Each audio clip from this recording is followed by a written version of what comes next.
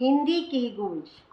जी हाँ, हिंदी की गूंज, हमारी मातृभाषा आज गूंज रही है भारत के हर कोने कोने में और देश विदेश में अपना परचम लहरा रही है।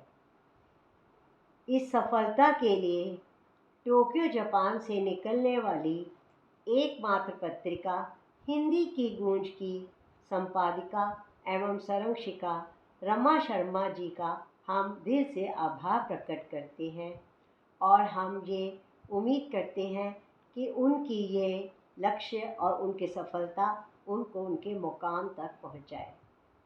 आज मैं ज्योत्सनागर मदर्स डे के उपलक्ष्य में आप सभी के सामने अपनी एक कविता प्रस्तुत कर रही हूँ। कविता का शीर्षक है माँ तुम ईश्वर की अनुपम कृति हो। ईश्वर ने प्रकृति बना, मरुस्थल पर उपकार किया, तुम्हें बनाकर इस धरा पर हम पर परोपकार किया।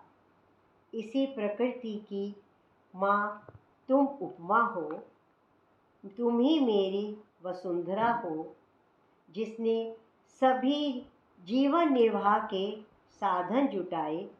सूर्य की भांति जीवन में मेरे ऊर्जा प्रकाश का संचार किया। हरा भरा छायादार वृक्ष बन वात्सल्य की छाया व प्रेम रूपी वायु का प्रवाह किया। धूप, बारिश, आंधी, तूफान सहकर हमें सुरक्षा दी। माँ तुम ही मेरा उपवन हो, जिस पर निस्वार्थ प्रेम और समर्पण के पुष्प पल्लवित होते हैं। तुमने संस्कार और ज्ञान का पोषण देकर हमें बड़ा किया। तुमने शूलों में विकसित गुलाब की भांति कष्टों बाधाओं को सहकर हमारा जीवन सुगंधित किया।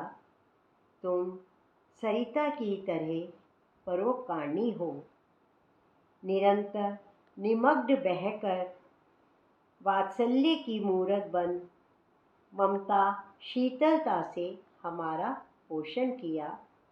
तुम हिमालय की तरह अडिग हो, विपत्ति काल में वात्सल्य और सुरक्षा का कवच बन अपनी प्रगाढ़ अनुकंपा से हमारी रक्षक बनी। तुम बरसात की रिमझिम फुहार हो, जिसकी एक एक बूंद ने अपनी शीतलता से हमारे जीवन में खुशहाली भरी।